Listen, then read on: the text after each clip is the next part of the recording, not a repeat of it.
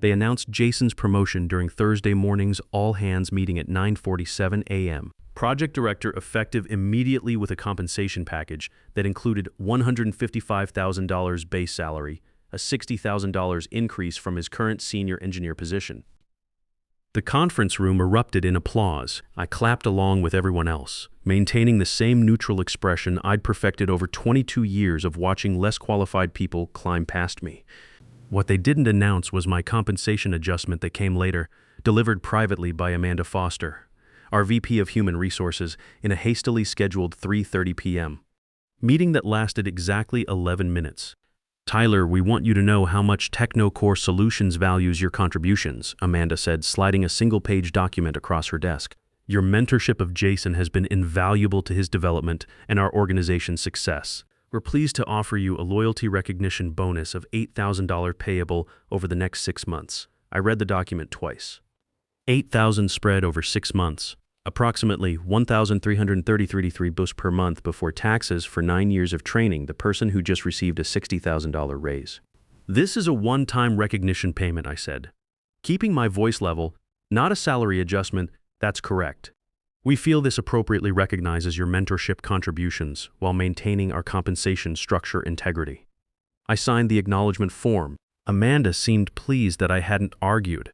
She had no way of knowing that I'd stopped arguing with Technocore Solutions approximately 8 months ago when I realized that competence and loyalty were liabilities in their promotion calculus, not assets. "My name is Tyler Rodriguez. I'm 47 years old, and I just watched the junior engineer I trained from day one leapfrog me into the project director position while I received what amounts to a monthly tip for 9 years of work. Before I explain what happened next, let me establish exactly what those 9 years looked like. I joined Technocore Solutions in March 2015 as a senior structural engineer with expertise in bridge design and municipal infrastructure projects. The company was mid-sized then, about 240 employees focused on providing engineering consulting to state and local governments. My role was designing safe infrastructure that helped these municipalities modernize their aging systems without compromising structural integrity. By 2015, I already had 13 years of experience in the field.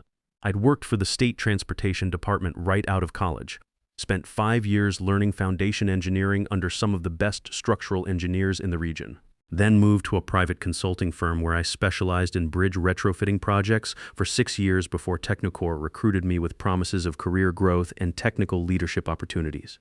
I was 34 when I started at Technocore, already carrying the reputation as someone who could solve complex structural problems that other engineers couldn't handle. I designed the replacement spans for the Riverside County Bridge system, engineered the seismic retrofitting for the downtown Civic Center, and developed load distribution protocols that became standard practice for several municipal engineering departments. Jason Martinez joined in September 2015 as a junior engineer, fresh from State University with a civil engineering degree, and exactly 0 practical experience in load-bearing calculations or foundation engineering. He was 22 years old, enthusiastic, and completely overwhelmed by the complexity of state highway compliance requirements. His first assignment was assisting me with a bridge replacement project for the State Highway Department, a $450,000 initiative to replace the aging Riverside Avenue Bridge. I spent 8 weeks teaching him the fundamentals, how to calculate load distributions, how to specify concrete PSI requirements, how to design steel reinforcement systems that could handle heavy truck traffic. Look, the kid struggled initially.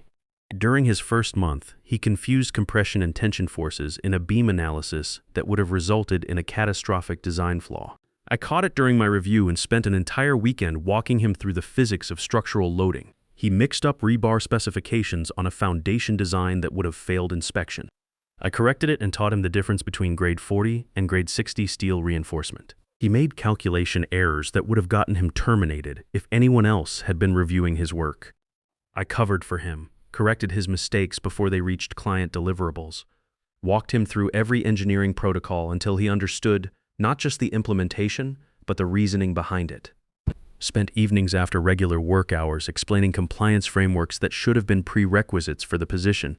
The company had hired him straight out of college at $48,000 annually, which was standard for entry-level engineers, but they'd assigned him to projects that required years of experience to handle safely.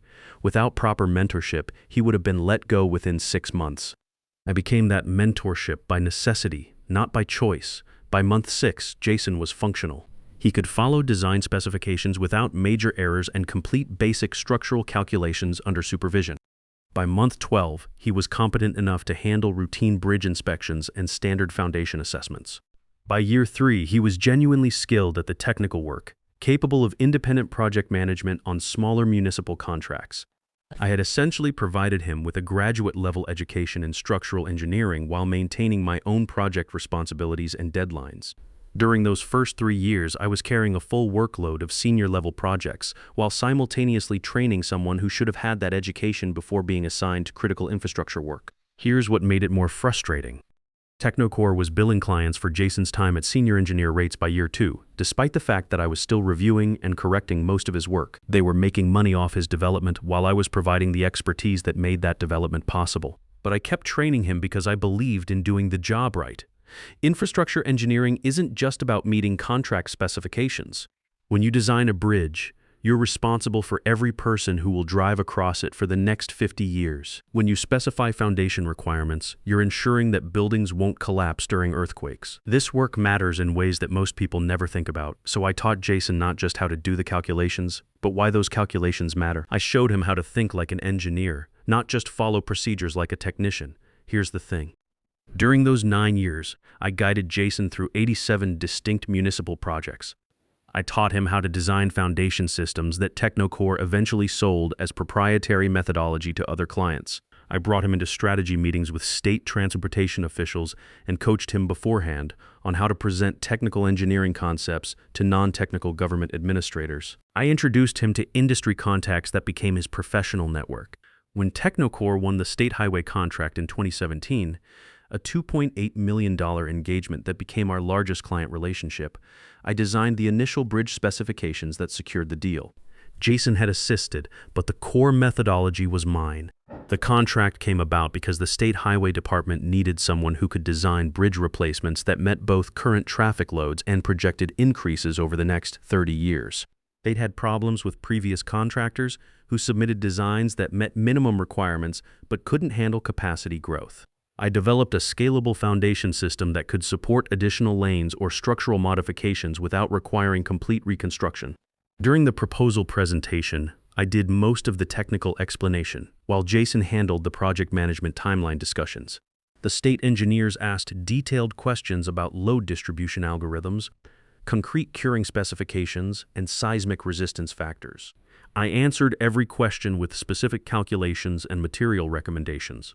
Jason contributed by explaining how we'd coordinate with state inspection schedules and manage traffic flow during construction phases. We won the contract, but Jason got most of the credit in the company newsletter and client communications. His name appeared on the congratulations email from Ryan Williams, our CEO. My contribution was mentioned in the technical appendix as senior engineering support provided by Tyler Rodriguez. By 2020, when that contract renewed at $3.2 million annually, Jason was presenting the updated structural frameworks to the state's transportation board using designs I taught him to build. I never received credit in those board presentations. My name appeared in project documentation, buried in technical appendices as senior structural engineer, foundation design. Jason's name appeared on presentation slides as lead project engineer, strategic implementation. The pattern was consistent across every major project. I built the intellectual property. Jason delivered it to clients with the confidence and presentation skills I'd coached him to develop. State officials saw Jason in client meetings, saw his polished presentations, assumed he was the primary engineer behind the structural solutions. Here's what really started bothering me around 219. Jason began presenting design concepts in client meetings without fully understanding the engineering principles behind them. He'd memorized the talking points I'd taught him, but when clients asked follow-up questions that went beyond the prepared material, he'd defer to me with phrases like, "Tyler can provide the detailed technical specifications," or "let me have Tyler walk you through the calculations." But to the clients, these deferrals looked like collaborative leadership rather than dependency. Jason appeared to be managing a team of technical specialists, directing expertise rather than lacking it. The clients saw a confident project manager who knew when to leverage specialized knowledge. They didn't realize he was fundamentally incapable of answering the technical questions himself. Meanwhile, my salary had increased incrementally over those years. $87,000 in 2016, $94,000 in 2018 dollars, and $102,018 by 2021 dollars. Standard cost of living adjustments with occasional merit increases. Jason's salary grew more aggressively. $48,000 to $62,000 after his first year, $78,000 by 2019, $95,000 when he was promoted to senior project engineer in 2021. By 2021, Technocore had grown to 380 employees. Jason had been promoted to senior project engineer, a lateral move to my position, despite having 7 years less experience and nowhere near my technical depth. His salary had increased to $95,000. Mine had increased to $102,000, a $7,000 difference for someone with 7 additional years of expertise and responsibility for every significant structural framework in our division. I raised this disparity with Amanda in my 2021 performance review. Her response was diplomatic but clear. "Tyler, you're incredibly valuable as a technical specialist, but Jason has demonstrated client-facing skills and innovative thinking that align with our growth trajectory. We need different types of talent for different roles." Translation: Jason was better at corporate politics and executive visibility. I was better at actual structural engineering. Technocore valued the former more than the latter. What specific innovations has Jason contributed? I asked. Amanda consulted her notes. His leadership on the downtown infrastructure modernization project resulted in early completion and client satisfaction ratings above 90%. His communication with state regulatory officials has streamlined our approval processes. His project management approach has improved our delivery timelines across multiple contracts. Every example she cited was either my technical work presented by Jason or administrative improvements that any competent engineer could implement. The downtown infrastructure modernization was a foundation stabilization project where I designed the underpinning system that prevented the historic courthouse from settling. Jason had managed the paperwork and client communications. The streamlined approval processes came from relationships I'd built with state inspectors over 15 years in the industry. Jason leveraged those relationships but didn't create them. And what about my contributions during the same period? I asked. Tyler, you're absolutely essential to our technical capabilities. The engineering frameworks you've developed are fundamental to our competitive advantage. That's why we value your mentorship so highly. I stopped pushing for promotions after that conversation. Instead, I focused on documenting everything. Every framework I designed, every methodology I developed, every client relationship I maintained, every hour I spent training Jason and the 6 other junior engineers who'd rotated through our division. Because I understood something that Amanda and the rest of Technocore's executive team apparently didn't. Institutional knowledge is only valuable when the institution can retain it. I started keeping detailed records of my contributions to every project. When I designed load-bearing specifications, I documented not just the final calculations, but the reasoning process behind them. When I developed new testing protocols, I recorded both the methodology and the problem-solving approach that led to the solution. When I trained junior engineers, I logged the specific knowledge transfers and their learning outcomes. I also began paying attention to how Jason performed in technical situations without my direct support. During a 2022 inspection of the Riverside Bridge extension, Jason couldn't explain to the state inspector why we'd specified grade 80 rebar in the foundation instead of the standard grade 60. The inspector was questioning whether our design met seismic requirements, and Jason kept deflecting to review the engineering documentation instead of explaining that grade 80 was necessary for the soil conditions and expected load factors in that specific location. I had to join the inspection call and walk the inspector through the decision matrix that led to the grade 80 specification. After the call, Jason thanked me for backing up the team rather than acknowledging that he should have been able to handle that explanation himself. These situations became more frequent as Jason took on higher-profile projects. He was excellent at presenting completed work and managing project timelines, but whenever technical questions arose that weren't covered in the prepared materials, he needed my expertise to maintain credibility with clients. The emergency client call happened Friday morning at 6:18 a.m. The State Highway Department's Chief Inspector, Nathan Cooper, had discovered a critical structural issue with the Riverside Bridge extension project, stress fractures in the support beams that conflicted with our load-bearing specifications. The inspection reports we'd submitted were showing calculation patterns that didn't align with the actual foundation work, and Nathan couldn't determine whether the structural failure originated from design flaws or construction errors. This wasn't just a technical problem, this was a potential safety crisis. The Riverside Bridge extension carried approximately 45,000 vehicles daily, including heavy commercial trucks transporting goods between the industrial district and the interstate. Stress fractures in support beams could indicate fundamental structural instability that might lead to catastrophic failure under peak load conditions. Nathan had shut down 2 of the 4 lanes immediately and was demanding immediate technical review of our entire design methodology. The state was considering emergency bridge closure pending structural assessment, which would reroute traffic through residential areas and cost the city an estimated $280,000 daily in commercial delays. Jason called me at 6:25 a.m., voice tight with panic. "Tyler, I need you on this call immediately. Nathan is asking technical questions about the foundation calculations, and I can't explain the load distribution logic. He's threatening to shut down the entire bridge and report us to state regulators for potential design negligence." I was already awake, drinking coffee in my kitchen, reading industry news on my tablet. My reading glasses were on the counter next to my blood pressure medication. Reminders that I wasn't the 29-year-old who'd started at Technocore anymore. At 47, I'd handled enough structural crises to know that panic doesn't solve engineering problems. Methodical analysis does. I let the phone ring 3 times before answering. What specifically is he asking about? The steel reinforcement specifications for the main support structure. He's saying our load calculations failed to account for the stress fractures, and he wants to know why our multi-layer safety protocols didn't prevent the structural failure. I don't know how to explain the engineering decision tree. This was exactly the kind of technical crisis that separated real engineers from people who'd memorized procedures. The stress fracture patterns Nathan was describing could result from several factors: inadequate concrete curing time, incorrect rebar placement, foundation settling due to soil conditions, or thermal expansion calculations that didn't account for seasonal temperature variations.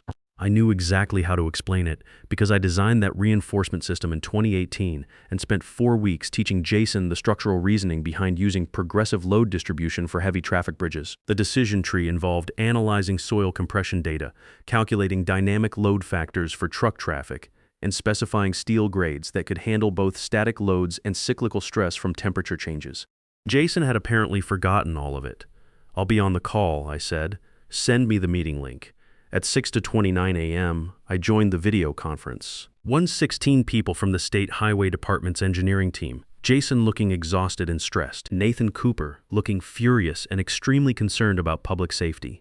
"Tyler, thank God," Jason said when my video connected. "Nathan has some technical questions about the structural failure protocols." Nathan didn't waste time with pleasantries. "Mr. Rodriguez, your engineering design failed to prevent stress fractures in our bridge support system.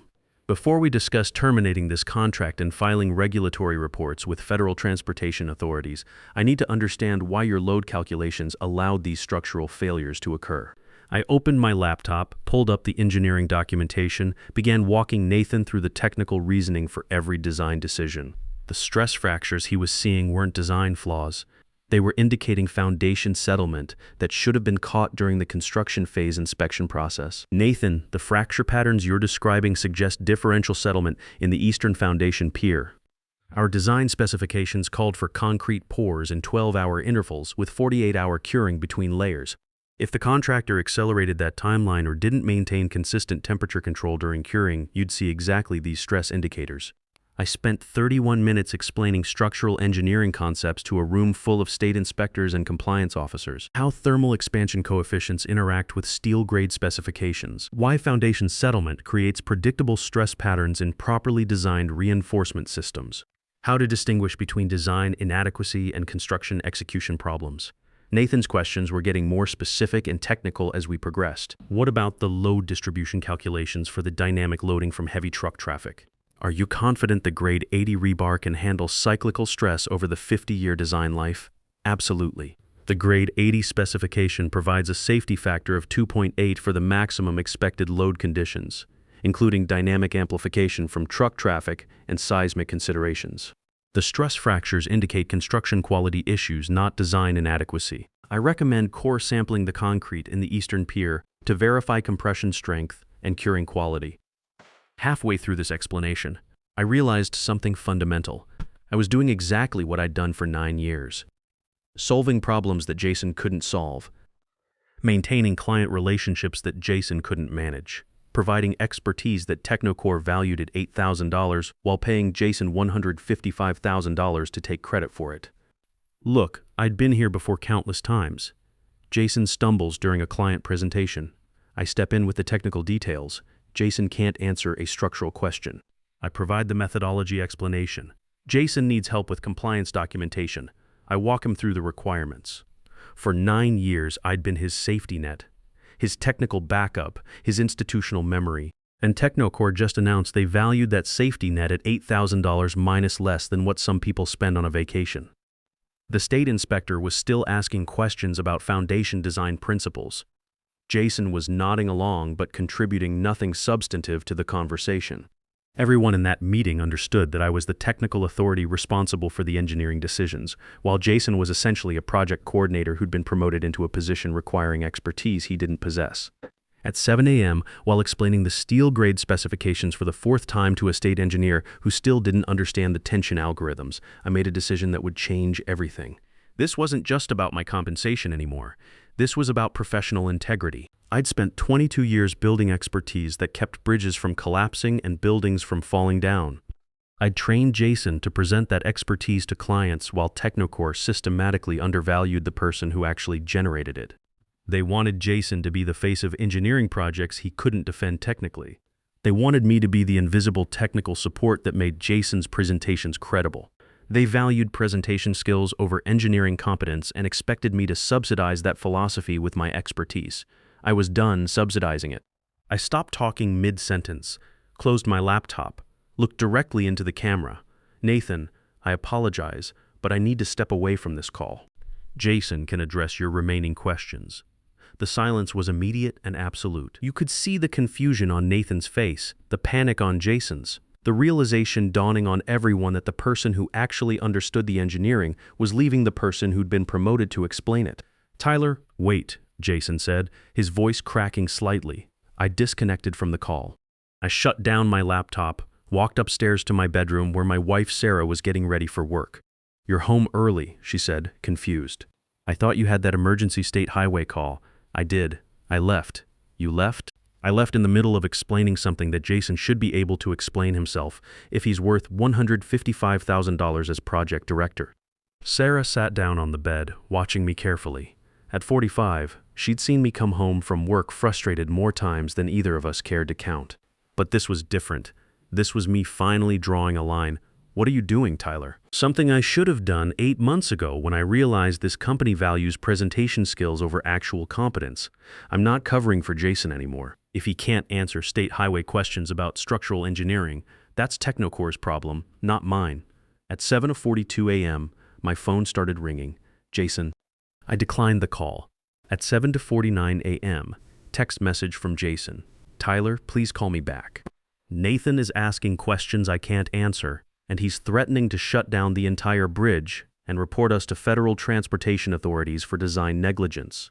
I didn't respond. By 8:30 a.m., I'd received 14 calls and 23 text messages from various people at Technocore. I turned my phone to airplane mode and went for a walk around the neighborhood. Here's what I learned later about what was happening at Technocore while I was walking. Jason couldn't answer Nathan's technical questions. He tried to deflect, to schedule follow-up calls, to promise detailed written responses. Nathan Cooper wasn't accepting deflections. He wanted immediate answers about the structural failure, or he was shutting down the bridge and filing regulatory complaints with federal transportation authorities. Without me on the call, Jason had no answers. He tried to explain the load calculations and got the structural logic wrong. He said the stress fractures were within acceptable parameters when they clearly indicated foundation problems that required immediate attention. He tried to defend the design specifications and contradicted the engineering documentation. By 8:43 a.m., Nathan had ended the call and emailed Technocore's CEO, Ryan Williams, formally notifying him that the State Highway Department was suspending all ongoing work pending a comprehensive engineering audit and possible federal investigation for design negligence. Suspending work on a $2.8 million project gets CEO attention very quickly. By 9:25 a.m., Ryan had called an emergency executive meeting. By 10:12 a.m., they determined they needed me on a call with the state to salvage the relationship. At 11:44 a.m., someone knocked on my front door. Amanda Foster standing on my porch in business attire looking stressed. Tyler, we need to talk. Ryan needs you to join a call with Nathan Cooper at 2 p.m. today. The state is threatening to terminate the contract and file federal regulatory complaints unless we can provide satisfactory answers to their engineering questions. That's unfortunate. Jason is the project director. Surely he should be capable of addressing technical questions about structural systems he's been presenting to the state for the past 4 years. Tyler, we both know you designed those systems. Then perhaps Technocore should have considered that before promoting Jason to director and offering me an $8,000 loyalty bonus. This isn't about your compensation. This is about a $2.8 million client relationship and possible regulatory violations. No, Amanda, this is exactly about my compensation. You decided that 9 years of building the intellectual property that generates $2.8 million in revenue is worth $8,000. While the person who learned everything from me gets $155,000 to present my work. Now you get to live with the consequences. I closed the door before she could respond. The 2:00 p.m. call happened without me. Jason attempted to answer Nathan's questions again, got the engineering protocols wrong again, and Nathan ended the call after 26 minutes. The State Highway Department formally terminated their contract at 3:15 p.m. and filed preliminary regulatory complaints about Technocore's engineering practices. Over the weekend, I contacted 7 former colleagues who'd left Technocore for competitor firms. By Monday, I had 3 formal interview requests. By Tuesday, I had 2 preliminary compensation discussions starting above $125,000 with better bonus structures than Technocore had ever offered. Ryan Williams called an emergency meeting Tuesday morning. He offered me $118,000 to stay and fix their state highway problem, while Jason kept his $155,000 director title. You're trying to correct this after losing a $2.8 million client because you promoted someone who couldn't defend his own work without my assistance. That's crisis management, not compensation philosophy. I walked out at 8:31 a.m., cleaned out my desk, and drove home. By Wednesday, I had 2 formal job offers. The best came from Regional Infrastructure Solutions, $142,000 base salary, 30% performance bonuses, full benefits, and a $15,000 signing bonus. They wanted someone who could design structural frameworks for government projects, someone who understood technical requirements and had relationships with potential clients. I started the following Monday. Here's what happened at Technocore after I left. Without my technical expertise, Jason couldn't rebuild the state highway relationship. Nathan refused to engage with him directly. 5 weeks after I joined Regional Infrastructure, the State Highway Department moved their engineering contract to my new company. Nathan called me directly and asked if Regional could provide the technical sophistication I'd previously delivered. 3 weeks later, we had a $3.1 million contract with the state minus $300,000 more than Technocore had been charging, but that wasn't all. Over the next 8 months, 3 other major municipal clients reduced or terminated their contracts with Technocore. Each situation followed the same pattern. Technical questions Jason couldn't answer, structural performance issues he couldn't diagnose, compliance concerns he couldn't address. Technocore's revenue dropped by $4.2 million in the first year after I left. They hired 2 new senior engineers, but institutional knowledge doesn't transfer instantly. The frameworks I'd built over 9 years took years to replicate. Jason lasted 8 months without my technical support. His limitations became obvious to everyone. He was demoted to senior engineer at $78,000, a $77,000 pay cut, then resigned 4 months later. Last I heard, he was doing basic structural analysis at a regional firm, making $68,000. I don't take pleasure in Jason's difficulties. He was competent with proper guidance. His mistake was accepting a promotion into a position requiring expertise he didn't possess while allowing Technocore to undervalue the person who provided that expertise. At 47, I'm making more than I ever thought possible. 16 months later, I was promoted to Senior Director of Municipal Engineering at $167,000. 2 years after that, Vice President of Infrastructure Development at $156,000 plus equity. Technocore wanted to pay me like a supporting actor while giving Jason the director's salary. They learned expensively that I wasn't supporting anyone's performance. I was the performance. Jason was reading a script I'd written for 9 years. Sometimes the best lesson you can teach people is how expensive their disrespect really costs. The moment you stop being indispensable to those who refuse to value you properly, You become invaluable to those who understand what you actually bring to the table. 22 years of experience taught me that competence without recognition is just unpaid consulting. Now I work somewhere that knows the difference. Your institutional knowledge isn't just your job security, it's your leverage. The day you realize they need your expertise more than you need their approval is the day you take back control of your career. Companies will mistake your loyalty for weakness until the moment you stop providing it. Then they discover the difference between someone who can present your work and someone who can actually do it.